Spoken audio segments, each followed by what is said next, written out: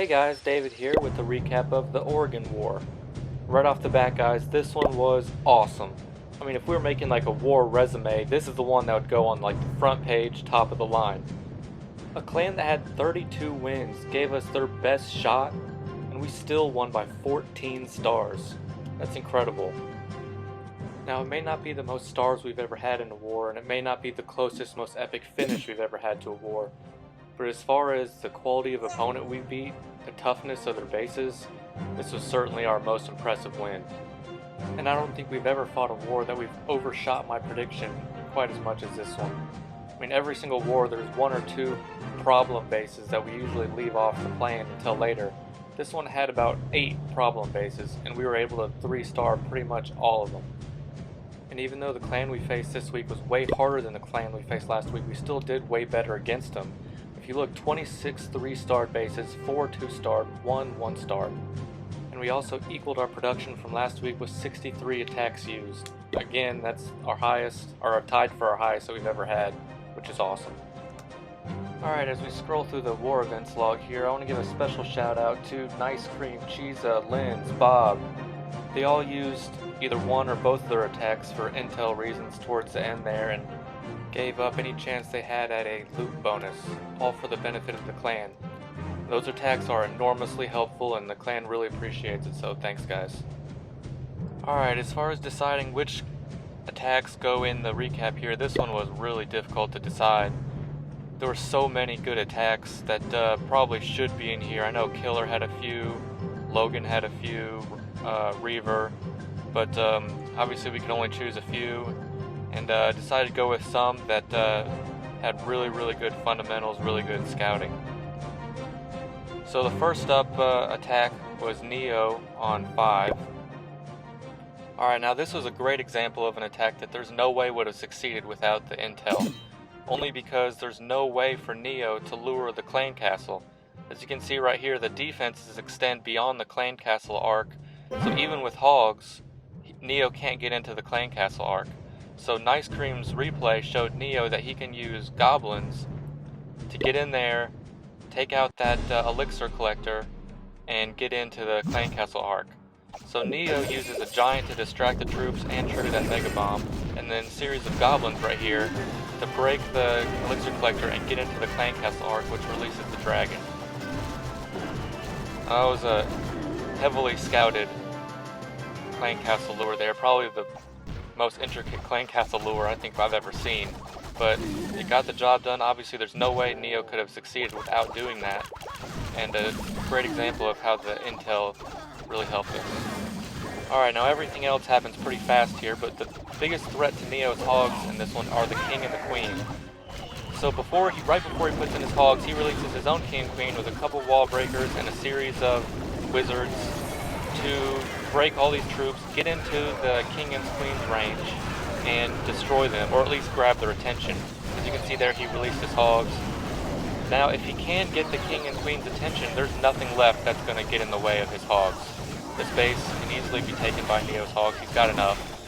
The only really threat to him are the king and the queen. And as you can see, he already took out the enemy's queen. The enemy's king is following too slow to really hinder his hogs here. And as you can see, the base itself was not really too hard for Neo's hogs. His hogs will go through here without a problem with all the healing spells. The main issue was the queen and the clan castle. And he had a great plan for both. It allows his hogs to move through pretty easily here.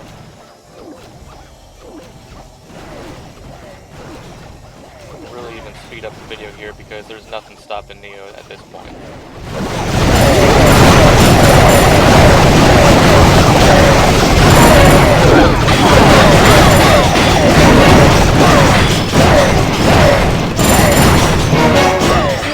There goes the king, the town hall, and there's Neo with a big 3-star on a really tough base. Alright, for the next attack, we've got Dragonfly on 20. Now I really like this attack because, again, most of the base was not a hard base for Dragonfly's hogs except for this bottom section, which gave a few of us problems. You have to get rid of that bottom section because you know there's going to be mega bombs and Teslas in there. So the first thing Dragonfly does is uses a giant here to both lure the clan castle and sort of test to see where the Teslas are. You can see she uses a few different giants. Out pops one Tesla and the clan castle. Now why they used hogs in most of their clan castles, I still have no idea. Maybe they're onto something there, but I can't figure out a reason why such a good clan used so many hogs in all their clan castles. But nevertheless, Dragonfly gets rid of this dragon right here.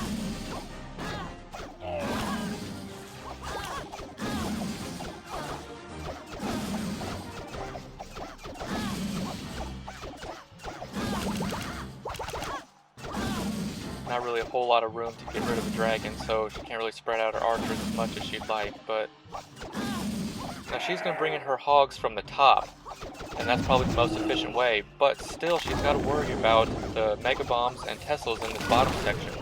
They're going to be pretty much unavoidable. So she brought in a couple wall breakers and a giant, as you can see right there. And look, she already hit a couple Teslas. She brought in her hogs, uses a couple healing spells, can sort of forget about them, they're going to get the job done. She needs to worry about this bottom section. She already found the Teslas, so she brings in her king. Boom, there's a Mega Bomb right there, she found one. And she knows where the other Mega Bombs are going to be from where the Teslas didn't pop up. So she puts a healing spell down right here that will cover this Mega Bomb. She knows it's going to be there. Her hogs get in there, healed up, hit the Mega Bomb, and then re-heal. So that's brilliant right there. If she didn't do that, those hogs would have been killed by that Mega Bomb. And she got the other one out of the way with her king. So those two moves right there won Dragonfly this attack, even though the rest of the base she can move through pretty quick because there's no traps or anything. She was more than powerful enough to take out the most of the base with the hogs. It's just that bottom section she had to worry about. She did a great job for the 3-star. Alright, the next attack was Allie on 30. Again, this was a problem base for us. It was kind of a really weird base, but like any Town Hall 7, there's only 2 air defenses. So she's got a great plan of attack. She uses 3 lightning spells on 1 air defense, and as you can see right there, her clan castle hogs and her king on another. So there goes the one top air defense with the lightning spells. There goes the bottom air defense with her hogs. And then now there's really nothing left to stop her dragons from mowing through the base. Even with no spells, her dragons, there's nothing to stop her. And as you can see, there's only 48 seconds left. That's how quick she was able to move through this base with no air defenses. I love this attack because it shows you what can be done in a quick time, even with no spells for dragons, just by taking out those air defenses. That's a huge priority for dragon attacks. Something we really learned from the enemy, unfortunately, in this past war. I don't really even need to speed this one up because it's already so quick anyways. Only 20 seconds left. This whole attack only took her about a minute.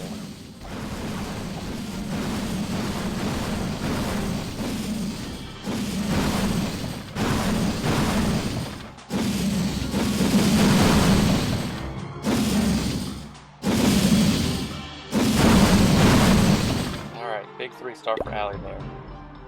Alright, my favorite attack of the entire war was Greg on 32. Now I love this attack for so many reasons, mostly because it's sort of a problem base for Greg's level of hogs, and everyone in the bottom few groups' level of hogs. It's kind of a problem base because there's so many gaps, as you can see in the middle. So Greg decides he's going to use an air attack and decides for the balloon minion attack. It's a great idea. He uses a balloon here to trigger the clan castle. It's the only thing I might have done differently. A giant would have worked maybe a little better and taken up the same amount of troop space. But he uses a balloon. Obviously it gets the job done. He uses minions to kill clan castle troops.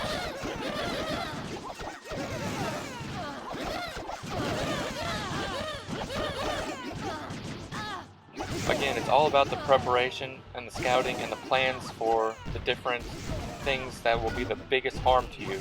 So Greg uses clan castle hogs right here, right at that air defense.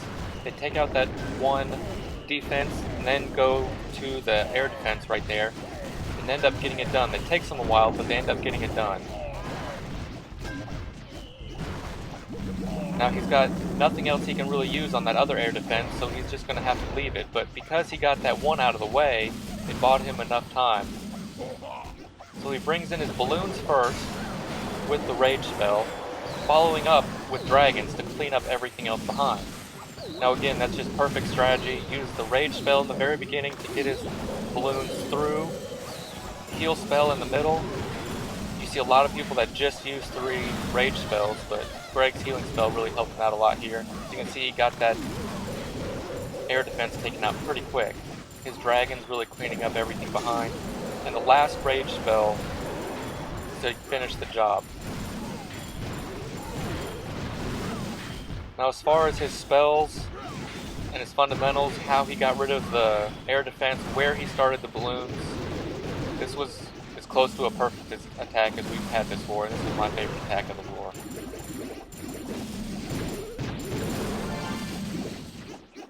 Normally we look at bases like this and tend to want to use hogs for everything, but this, again, it was a problem base for hogs just because he knew those gaps were there. So he thought outside the box, decided to go with this balloon raid, and it was great. Obviously the 3-star worked out perfectly for us. It was a big help. We didn't waste a single attack on that base. Well, alright guys, that's it for this recap video. Until next time, awesome war guys. We'll see you later.